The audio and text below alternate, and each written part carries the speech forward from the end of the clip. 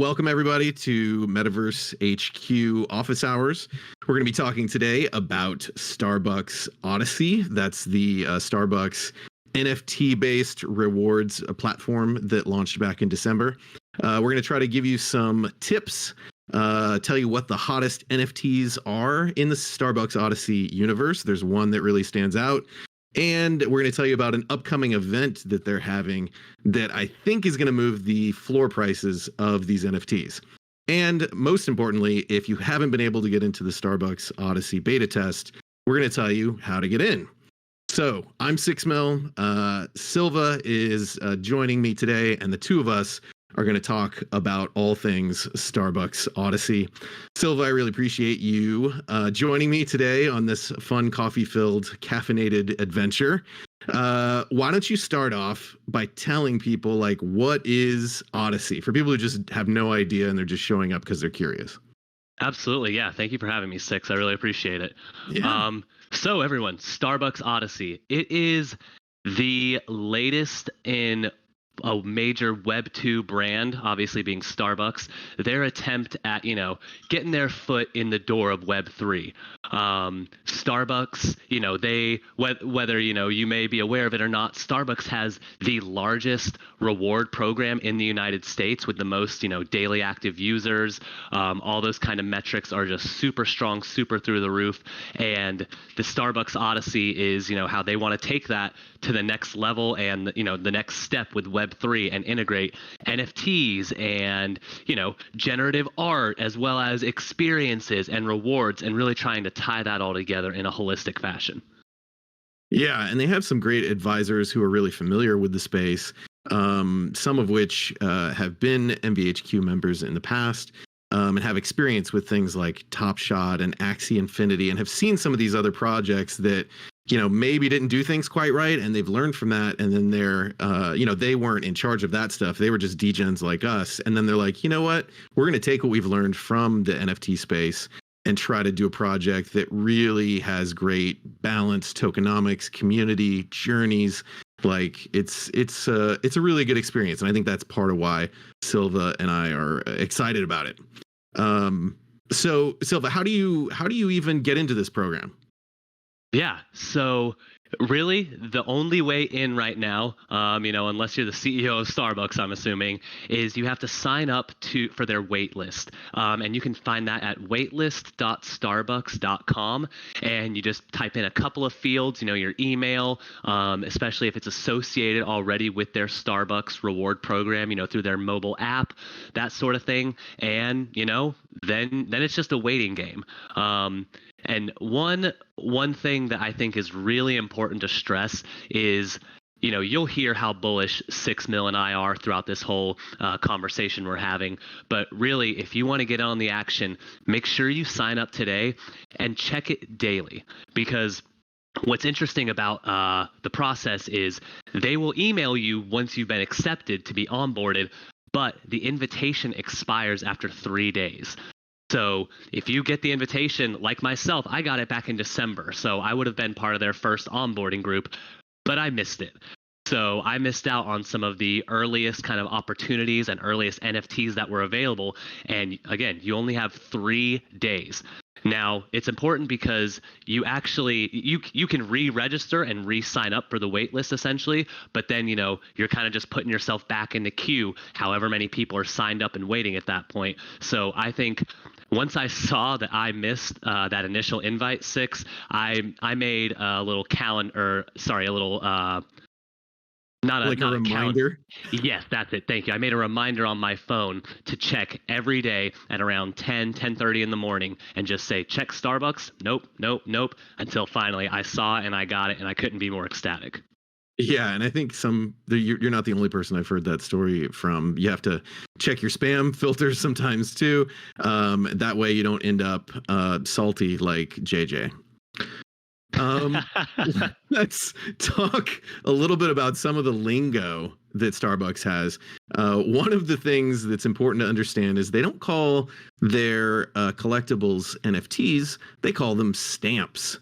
And stamps are really the big sort of degen play here for those of us who are interested in this project in MVHQ. And there's a few different ways that you can collect stamps, and there's a couple of different types of stamps. So we're going to go through that a bit. But I think journeys are an important part of this project to understand. And it's, I think, part of what makes Starbucks Odyssey interesting. Silva, do you want to give like a quick overview of what like a journey is and kind of how that works? Yeah, absolutely. I'd love to.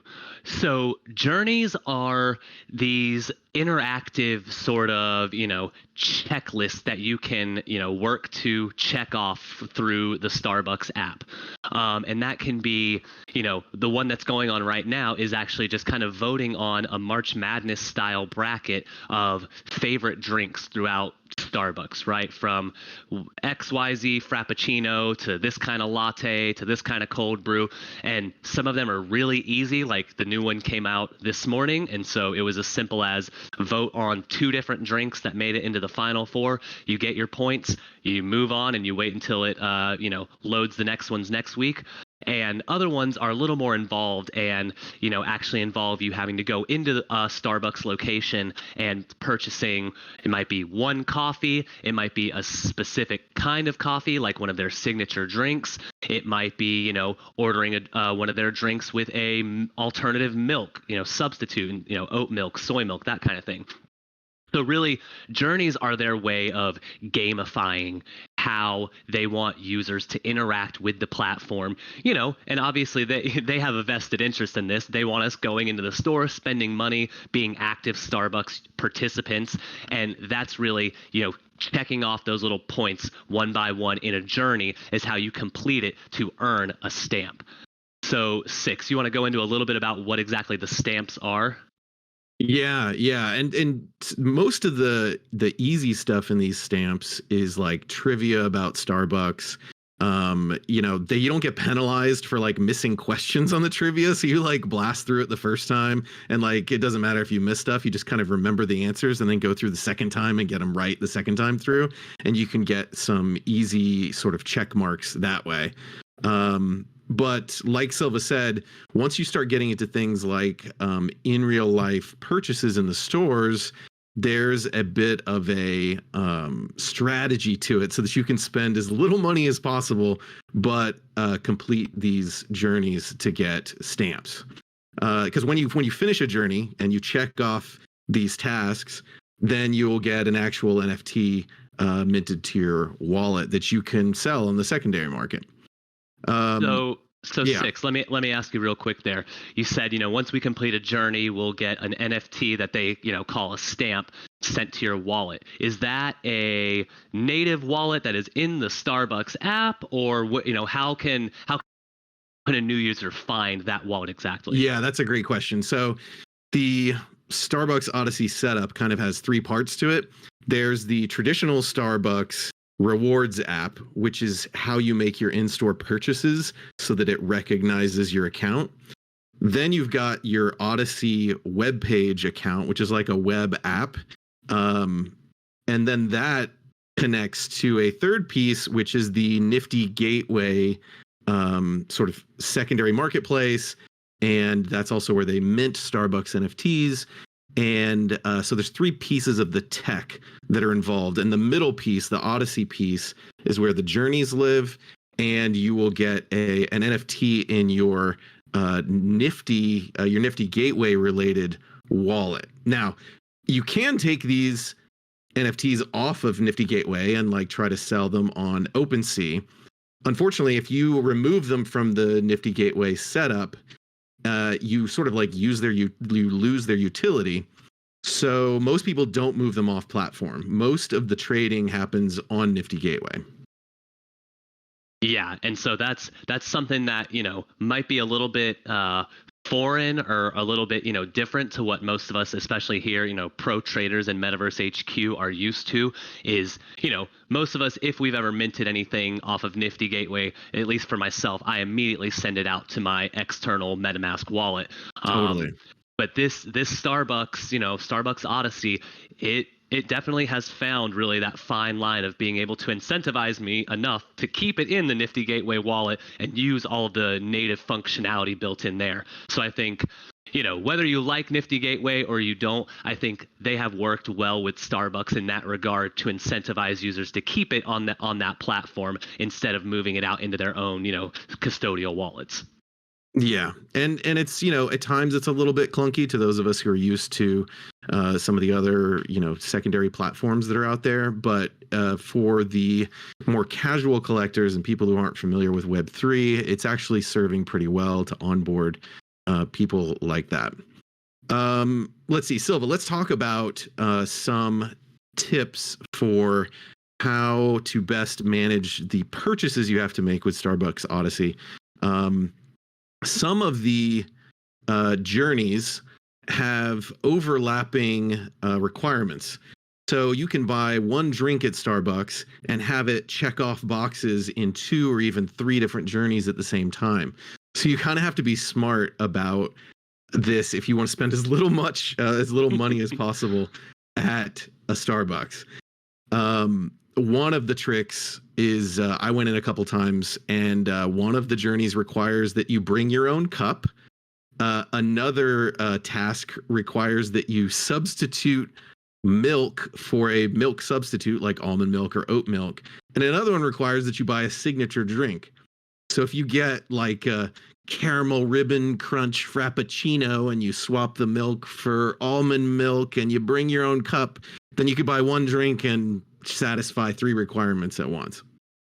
Absolutely. Yeah, I love that you mentioned that because right, at our heart, we want to be able to find the maximum way to, kind of get the value out of all of these, right? If we do have to go in for some of these journeys and make an in-store purchase, it only makes sense that you try and check off as many of those boxes as you can. So I really think it's important, anyone who whether you're already in Starbucks Odyssey or if you're looking to get in soon and you get accepted, make sure you take a look through all of the active journeys you can participate in, because there's guaranteed to be ways that you can knock off a couple of those different checklists in just 1 or 2 visits. So I wouldn't try necessarily to go one at a time to cross them off. I would try and, like Six said, just see how many you can get with one drink order, because he summed it up perfectly. You can get 3 different parts. You can get parts of 3 different journeys satisfied from one drink order. And that's the max kind of value that you're going to get here. Yeah, and Wise Daddy asks a good question. We should talk about some of the gotchas that people have run into trying to get their purchases to work properly with the Starbucks Odyssey platform. And one of those is that it's really important that you make your purchases at freestanding locations that are in the United States. Don't try to purchase at like a Starbucks that's inside of a Target or inside of an airport. That doesn't always register properly with the Odyssey app. There may be some ways to still participate outside of the US if you kind of like work around things a little bit. There's a current journey going on right now that's unclear whether you'll have to make a purchase to earn a stamp. You may still be able to do some things with it, but it's going to be pretty tricky if you don't have access to buying things in the United States, unfortunately. Yeah, I love that. There might be a couple of creative workarounds, but it could definitely get tricky. And Wise Daddy kind of followed up by that, asking, if he's moving to the States for a few months, can he still sign up for Odyssey, or is it too late? And no, it is not too late at all. The signups are still open and ongoing. There are quite a lot of people that have signed up. I'll let 6 Mil get it, dive into the data in a few minutes here, but needless to say, you are not too late. It is still very early for this platform for anyone listening. If you haven't signed up, I would go sign up right now while we're talking about all this. Yeah, and remember, that's at waitlist.starbucks.com. One last thing I want to say is make sure that you pay with your traditional rewards app. If you pay with like just a credit card that's not connected to your app, or you don't scan your app when you go to buy things, then it won't connect to Odyssey. Like, you won't get credit for it. Part of the problem is getting used to the process to make sure you get full credit in Odyssey. Let's see. I think we want to dive into a little bit of the advanced strategy here, Silva. Unless, did you have any other things you wanted to cover before we move on to that? No, I mean, that's perfect. You nailed it all, buddy. All right, cool. Okay, so here's the part that the degens like, and so I'll preface this with it saying it's not financial advice. Do it your do your own research, your own risk, that sort of thing. We're just two guys who like this project and have some insights because we've studied it so carefully, but it may not play out the way that we anticipate. The big thing to watch for here is the limited edition stamps. Starbucks has had one paid mint, which was a couple of weeks ago. Silva, would you be willing to talk about the Sirens collection? Yeah, absolutely. So the first the first limited edition stamp, sorry, that they released was called their Siren, right? The Starbucks logo is based off of a siren, which is like a mermaid kind of creature from ancient mythology. And this was actually a generative art drop. So not only was it their first, paid limited release stamp, but it was also, something that we are all familiar with, which is gen art, right? And with that came rare traits, everything that comes with any kind of gen art where there's rarity involved and, rankings for all these things. So it happened on the Nifty Gateway platform. And like all of this, you had to be a member of the Starbucks Odyssey already in order to participate in the drop. And so it happened on Nifty Gateway at, I want to say noon or maybe 1 p.m. Pacific time. And if you've ever worked with Nifty Gateway, you'll know that sometimes it doesn't always work as intended. And this was another one of those examples where the site was just, I'm sure they were expecting, the volume of users to come in, but it was hammered. The site barely loaded. I was luckily able to mint 2 of them, and it was a 2 per user wallet maximum. But just like kind of any drop, and I really think this is one of those things where MVHQ will have the advantage, is that you needed to have multiple tabs open. You needed to be clicking the refresh button. You needed to try different browsers. Really, any of those little tips and tricks that we're kind of used to with getting through on these hype drops, I found that's what really worked best for me. And so I ended up getting 2 of the Sirens, and they minted at $100 a piece. It was a 2,000 item collection, and it minted out within, I would say, 5 minutes, give or take 6. Does that sound right? Yeah, I was going to say 5 minutes. Yeah. So 2,000 supply, maximum 2 per user, $100 each. You could have paid with US dollars that you preloaded into your Nifty account. Six, do you remember if you could have also paid with crypto? I think you could pay the equivalent crypto value. I paid with a credit card US dollars for it. Yeah, so did I. I just wanted to do that for safety and for speed of transaction. I didn't want anything stuck, or held up on the blockchain. And so I think that's another little bit of alpha that anyone out here looking to get into the next drop may be able to use as well. I would probably suggest going with the credit card method as opposed to crypto. But yeah, so 2,000 generative Siren NFTs, first limited edition drop. Anything you'd like to add there, Six? Yeah, I think what the sort of the MVHQ crowd is going to want to know most is like, okay, why would I pay $100 for these Sirens? The floor rose up to about $830 post reveal. Like it went up after the reveal because people really liked the art, and then the rares were going for like $2,000, $3,000, $4,000. I think that maybe they peaked out at about $5,000 so far on some of the rares. And so there's a unique type of collector that's coming to this collection of NFTs and searching out for rare traits. And so there's some opportunity there to make some flips. There's also some people who are just paying extra because they want one that looks cool, so it's kind of an interesting market where you can kind of flip one and then buy the floor again and flip again and kind of recycle a little bit on this. Yeah, absolutely. Another interesting point to mention there, Six, a little case of your own. just like trading cards or even, Top Shot, things like that that we're more used to seeing. I think they're on top of having a premium for rare traits like the golds that Six talked about that sold for upwards of $4,000-$5,000. The lower cereals also seem to command a bit of a premium, and I think you could speak to that for a second, right, Six? Oh yeah, I got very lucky pre-reveal that I sold a common unrevealed because it was a low-ish cereal. It was like cereal 300 and something, but for some reason somebody paid, like $400 or $500 over the floor price to try to get a lower cereal for some reason. I'm not, I've had a couple of weird sales like that where someone's paid a premium for things that I held that were basically commons in my eyes. I think it's important to make a distinction though too here that they called the generative art drops quote unquote limited edition stamps, and then they call all the other stamps that you earn through the trivia and the purchases in stores, they call those journey stamps. And so there's a big difference between the journey stamps and the limited edition stamps because it impacts another aspect of the rewards program, which is points and levels.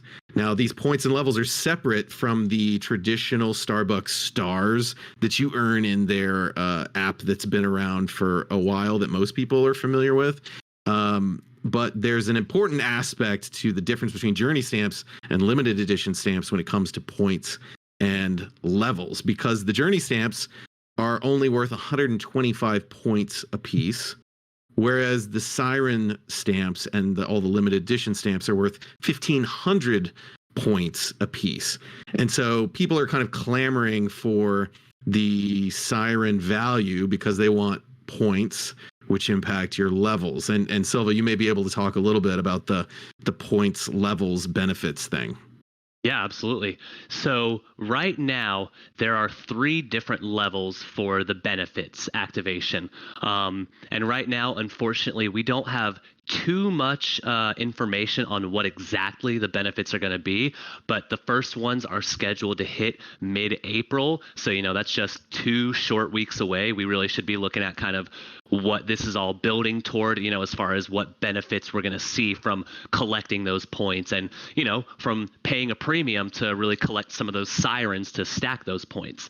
But like Six said, there are 3 different levels for the benefits, and they are gated by the amount of points you have. And so those levels are 2,000 points, 4,000 points, and 6,000 points. Actually, I think it's one, isn't it 1,000, 3,000, 6,000, I think. It might be. Apologies there. Yeah. So 1,000, no, it's all good. 1,000, 3,000, 6,000. And depending on how many you have, will put you into either that tier 1, tier 2, or tier 3 level of points, which will then give you, varying access to the different benefits that they're going to offer us in just a few weeks here. Yeah, and they've kind of teased what some of the benefits might be like, and they're trying to temper people's expectations a little bit. I think that if you get 1,000 points to get into level 1, it might be like donate to this charity on my behalf. If you get into level 2, it's like here's a virtual experience where you can, maybe watch a Starbucks mixologist and see them on a video call or something. And then level 3, if you get 6,000 points, there might be some sort of an in real life experience where you might go to a Starbucks location of some sort to experience things with a group of people who are in Odyssey. They're trying to downplay it a lot, but I think the community is getting pretty excited about it. And the journey stamps that are only 125 points, you can't stack them. There's no reason to sweep the floor on those stamps because owning 2 of them doesn't get you extra points. Whereas the Sirens do stack. So if you own, 3 Sirens, you get 4,500 points. And so they have the premium price on resale because people are stacking them in order to increase their levels for this upcoming quarterly benefits selection period. So really the question is, how do we think this is going to play out in terms of the Siren prices? Because I think the Sirens are the things that if you're going to play an NFT in this ecosystem, those are the ones you're going to try to buy low and sell high on. Silva, do you have any thoughts on how this might play out over the next 3 to 5 weeks in terms of the hype level for the Sirens? Absolutely, yeah. So I wholeheartedly agree with everything you said there, in that the moderators and anyone who's active on the staff side of the Starbucks Odyssey Discord, they have been tempering expectations every step of the way, and I think that's a really smart move on their part. But I also think the participants and the users, they are getting really excited for it. Because of that, and because of how you outlined what we might be looking at as potential benefit rewards, I do think that the rewards are going to be a little bit of a letdown to some people who have too high of expectations. And for that reason, I think we might see a little bit of a drop in the floor price of the Siren NFTs. Just because people, they're by far and away the easiest way to amass those points. Like you said, you get 1,500 a pop, and they do stack. And so you and I and many others in the Starbucks focus discussion thread, we've been watching a couple wallets who have swept the floor, some wallets that have 20 plus of these things, right? I think we're going to see that they might be a little bit disappointed when, even that highest tier of reward isn't some great one-of-a-kind exclusive kind of mug or whatever they might be envisioning in their head. So I do think it might present itself as an opportunity for, a little bit of a pullback on those Siren prices for anyone who's been watching and patiently waiting. So I think that'll kind of be a really good buying opportunity, really.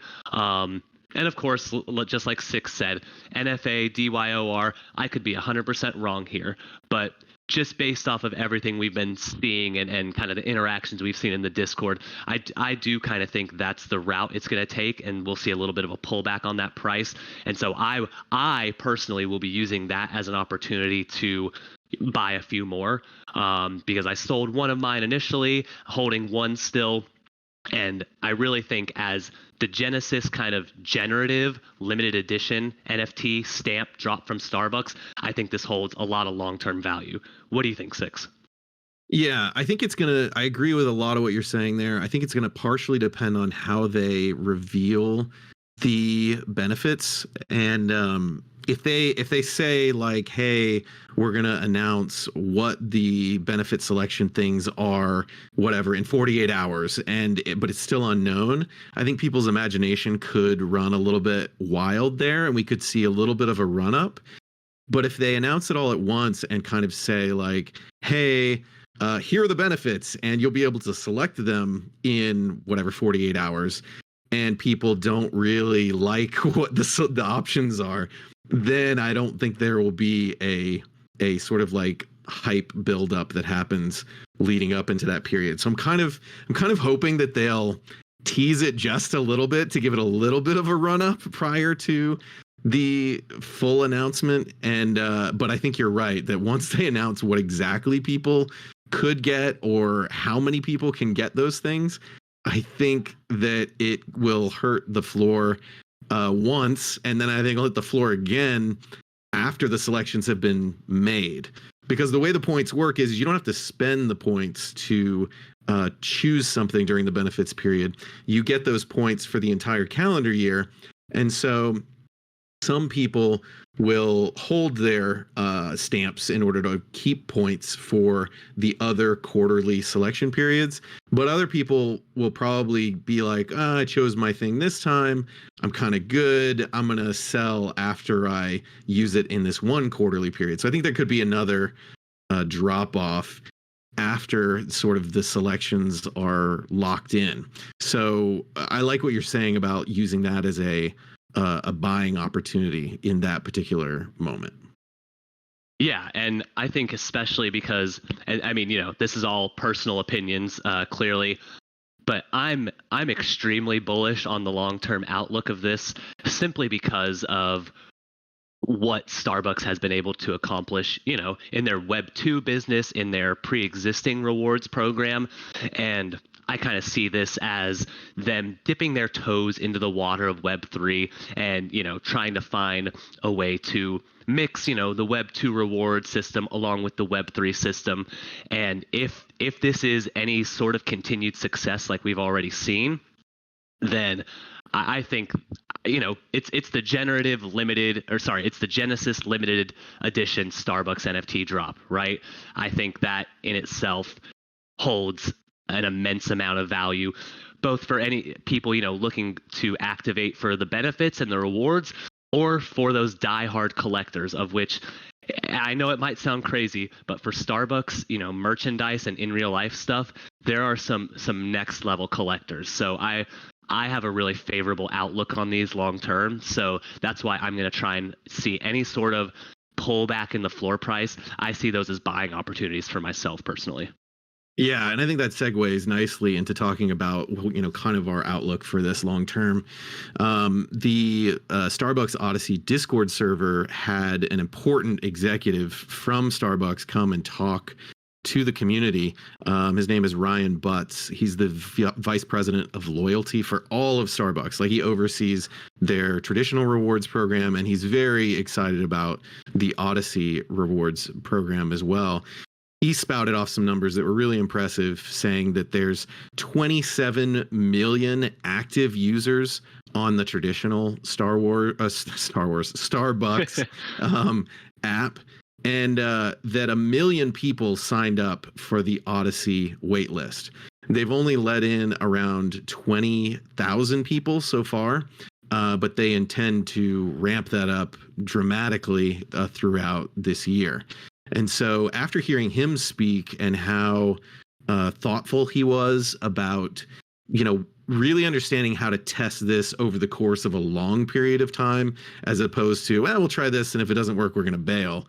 Like, he definitely seemed to have a long-term outlook on it, which I found encouraging for the long-term health of this ecosystem. So I enjoy what they've set up with the journeys. I think that their advisement team is really strong in terms of understanding this space and what works and what doesn't. And I think that with a brand like Starbucks, I think they have a good shot to onboard some people who maybe don't know anything about NFTs and may not even realize that this is NFT technology once they start messing around with Odyssey. And so it's a pretty clean interface that I like. Yeah, and once you were going over those numbers with me earlier, they're staggering, frankly, right? 27 million active users, already 1 million signups for the wait list. We talk about every day in Metaverse HQ, how are we going to onboard the masses, right? How are we really going to bring NFTs and make them mainstream? So, my mother-in-law or, your neighbor, how are they going to get interested? And to me, this is the perfect vehicle, right? Like you said, they've made it pretty seamless to use in that all you have to do is order your Starbucks like you normally would through their mobile app. And it takes care of all of the journey progress, the stamp distribution. All of that is taken care of in the back end by Starbucks and Nifty Gateway. So even for those people who aren't in it for the NFTs, they're still being rewarded for their participation without them even knowing it. And I think that's going to go a long way towards bridging the gap and really showing firsthand the value that NFTs and Web3 can have to, the more skeptical kind of Web2 population. Yeah, and you still get credit in the traditional Starbucks app for, your stars and things like that. At the same time, you get credit for it in Odyssey. So you get the double dip there, which is nice. I didn't get a chance to ask you, Silva, what is your Starbucks drink of choice here? Oh, okay. I mean, so it really depends on, if we're in a holiday season, right, where they've got kind of some of the limited syrups, or if it's if it's just a regular kind of any normal day. But my normal, let's just say it's not a holiday season, would be a a vanilla soy latte. Vanilla soy latte. Nice. I see Wise Daddy saying flat white. Flat white's the alpha. Flat white maxi over here, huh, Wise Daddy? Exactly. Feels very strongly about it. I What about love you, it. Six? What's your order of choice now that you've become an unintentional Starbucks maxi? Yeah, that's the funny thing. Like, I don't think I had ordered but maybe like two drinks from Starbucks in the last decade until this thing came around. And I like their drinks and their products and stuff. I have nothing against them. I'm just a cheapskate when it comes to this kind of stuff. But I do like the caramel ribbon crunch frappuccino. That's my drink of choice. I usually go grande size on that. I don't know. It's delicious. It's chill and it's sweet.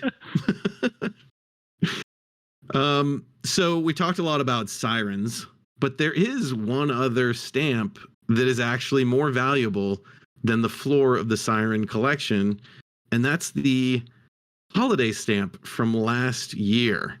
And so we talk about the long-term outlook of these stamps. Which are you more excited about? The Sirens, which last I checked had a floor of around 550, or the holiday stamp, which I think has a floor of like 1500 right now. Um, do you have your eye on both of the, or it's actually 1200 right now. I'm checking it out. Okay, But a little bit of still a more than pullback. double the Siren floor.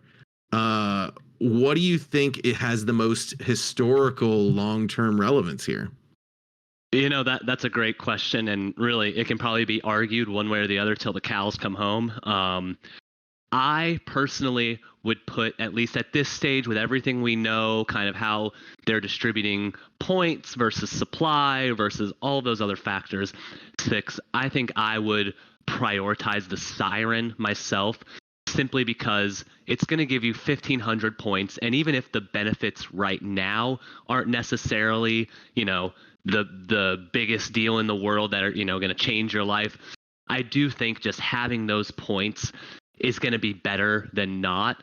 Starbucks has done a great job of rewarding its most active customers and consumers throughout the years. So I do think having those points is better. Sorry, having the 1,500 points feels a little bit better and more secure to me than just the 125 points of the holiday stamp. And granted, you're right. The holiday stamp, it was the first one. It is technically that very first Starbucks NFT. But I think personally, I think with the points and the fact that this limited edition with the Siren, it has the Siren logo, which I think is a big deal, and it's generative, right? I think for all of those reasons, I prioritize the Siren over the holiday stamp, but I'm really interested to hear where you stand on that. Yeah, it's a tough call, and but I think it's important to note that the Nestor asked a good question about the holiday stamp. So it looks like there's a 5,000 supply to the holiday stamp, but in reality, there's only a 587 NFT supply of that stamp. They intend to burn the other 4,400 of them because you can no longer earn it through a journey. So it does have more rarity to it than the 2,000 Sirens. However, because all the stamps look the same, and the lower amount of points that you mentioned, I give the slight edge to the Siren long term as well. But it's tough because that holiday stamp is clearly the first Starbucks NFT. In the Siren's court, though, to support what you said, I do want to note that the devs have said that future mints, like future limited edition mints, they will gatekeep it some with allow lists. And your points, your levels, the number of stamps you have could impact things like airdrops and whether you get allow list for future mints that are either partner mints or Starbucks mints. And so keeping a certain level points and a number of stamps, I think is going to be really important. They had kind of a, the first mint was a little clunky because people who wanted to mint had tech issues trying to mint it. And so I think they're going to try to gatekeep that more next time to keep the masses from, blowing up Nifty Gateway again. So I agree that I give the edge to the Siren, but I wouldn't underestimate that holiday stamp too much since there's less than 600 of them minted. Yeah, I'm right there with you. I mean, it is a very close call. And like you said, they've already been very, very honest and open that they do plan on gating it via allow list in the future. Right? If they already have a million people on the wait list who are ready and raring to go, they Nifty Gateway couldn't handle, the 10 to 20,000 of us that tried for the last drop. So, God bless them for trying to have a million people going after one drop. So you could very easily see that holiday stamp potentially acting as its own allow list, right?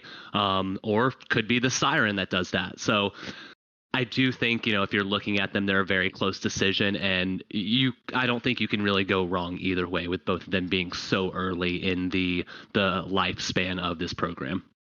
And I think a lot of it's going to depend on what their future releases are, right? Like, are we going to have some Top Shot style issues where if they cram too much supply into the ecosystem, will it hurt all of the floors? I don't think it's going to be as egregious as some of the issues we saw with Top Shot, just because I know that their advisors were big Top Shot guys during the heyday of that, like collectors, not, people who were involved in creating Top Shot. So, it depends on what the next limited edition drop is. Is it more Sirens? Is it completely different art? Does it come 2 months from now or 4 months from now? There's going to be a lot of factors. There's a lot of unknowns in terms of how the supply will impact these floors in the coming months. And so I think we have to be careful with, how much money we're spending now on things, because it's really still the early days of how many stamps are in this collection.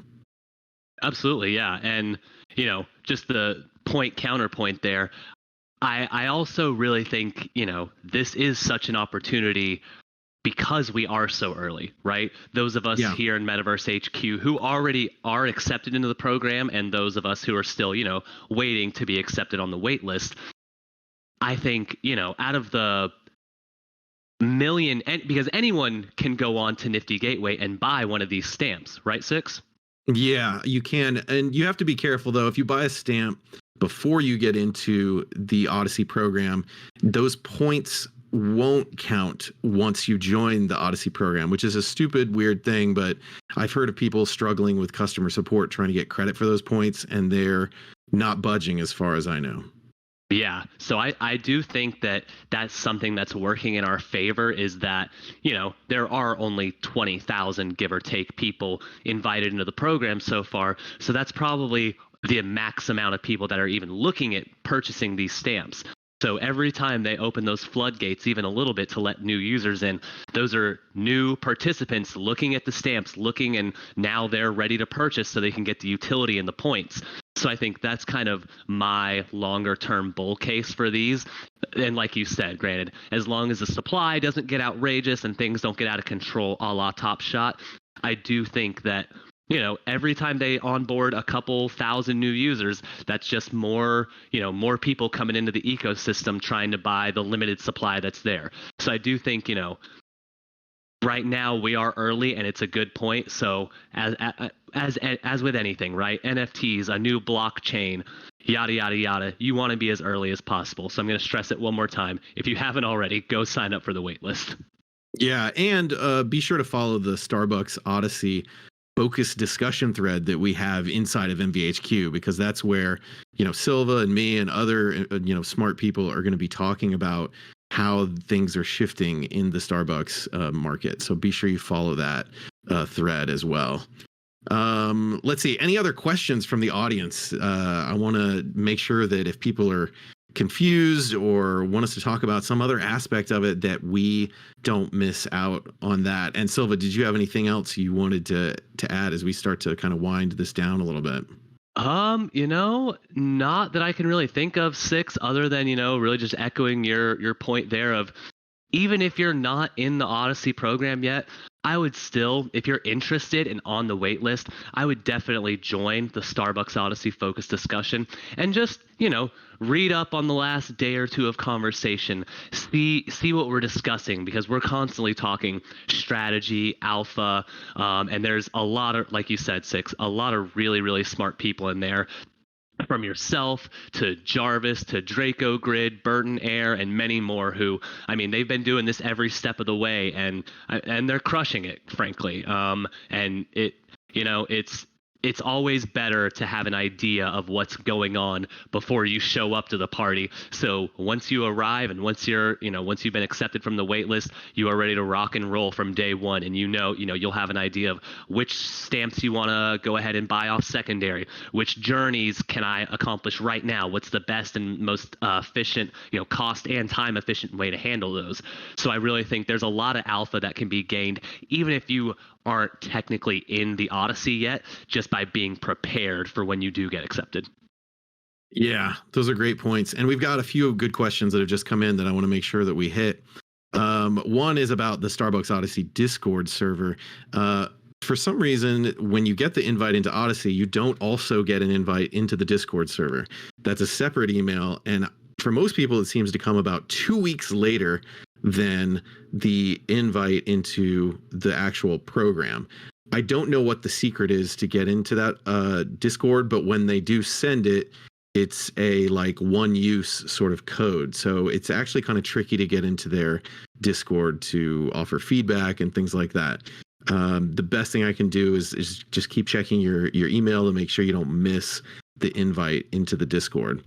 And then the other question is, from both Nestor and Top Hat Cat, is do you keep your Sirens going into the benefits period, and how many points or what level do you think you're targeting going into this April benefits period? Do you have a thought on that, Silva?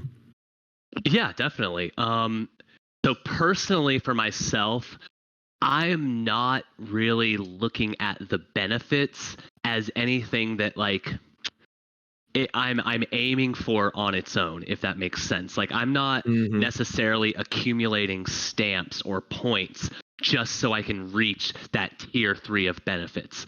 Now, granted, if they announce something you're in that third tier, that highest tier, 6,000 points plus, and you're gonna get. Again, this is all speculation. I'm just coming up with a random idea. I don't want to get anyone too excited. But if you're in that highest tier and you get, free Starbucks for a month or something along those lines, that would be the kind of thing that might spur me to go the extra mile and get there. Otherwise, I'm happy with wherever I naturally am at, just from, slowly accumulating points, slowly crossing off the journeys, collecting the other journey stamps. And, right now that puts me in that second tier. I'm right above 4,000 points.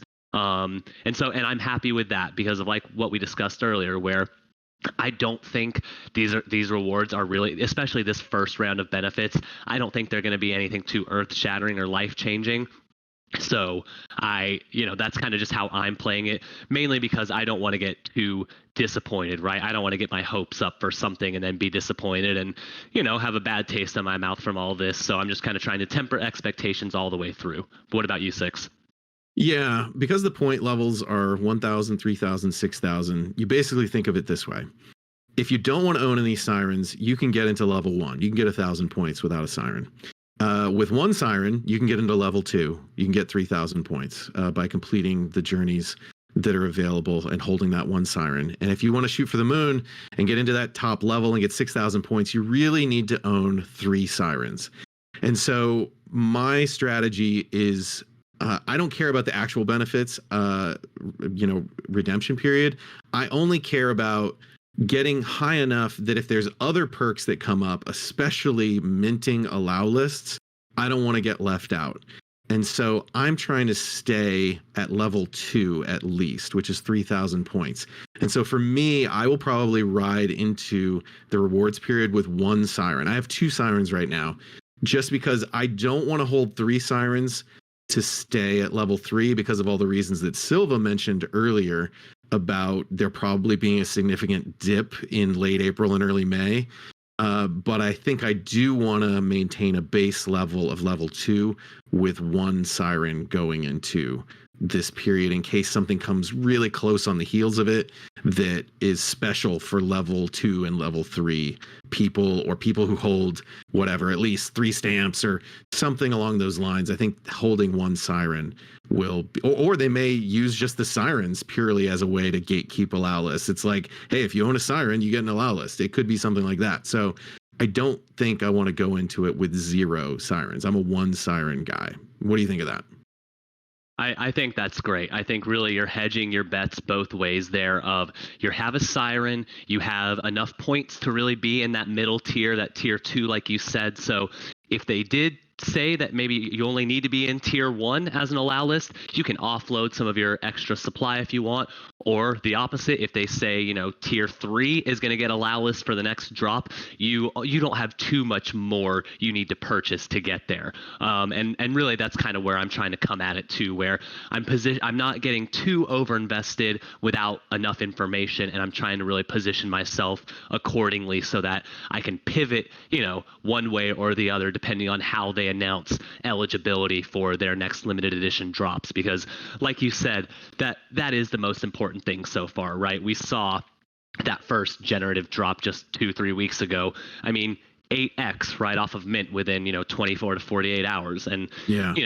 we all love coffee, and we all want to onboard the masses and really grow the program, but we also want to be able to profit from our our smart decisions. And so ultimately that's what I'm trying to angle for myself, and really for anyone else here in Metaverse HQ, trying to get the most reward that you can out of this, right? Yeah, definitely. And I've actually listed some of my journey stamps just because they don't get as many points to help pay for some buying more sirens, honestly. So you can't get much for them. I mean, the floors on them are like $50. But if they can kind of pop up a little bit and get you 55, 60, $65, then I'm kind of looking to sell some of those journey stamps and roll that money over into sirens. Yeah, I think that's a great way to look at it. And even now, just mentioning that some of those journey stamps go for 50, $60, that that's more really than you have to pay to complete any one of those journeys. So if you can complete them and you can stay consistent about it, Starbucks, at least if you're early enough, they're paying you to drink coffee at this point. I mean, it can't get any better than that, right?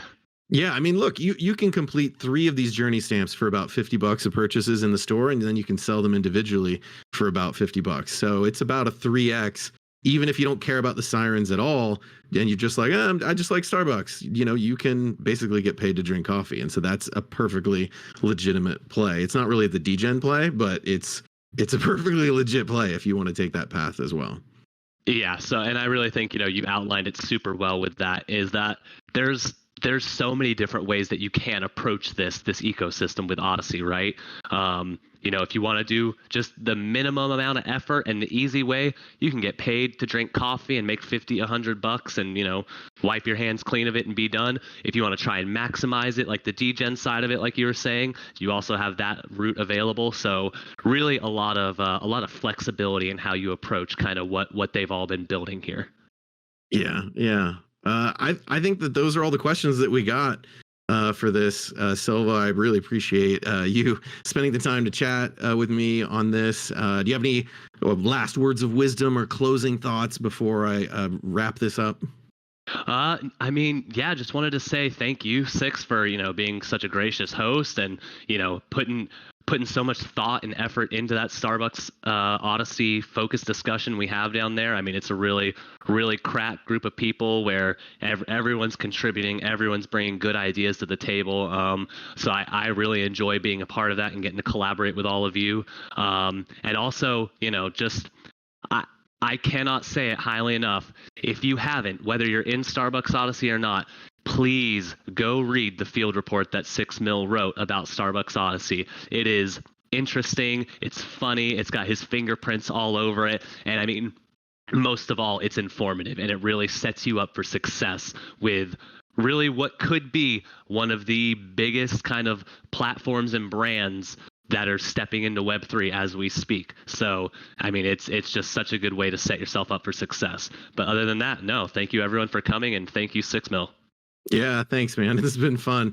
And like you said, that field report is exclusive to Metaverse HQ members. So be sure to check that out. If you're watching this later, post recorded, be sure to check out the MVHQ.io website to read our free NFT content.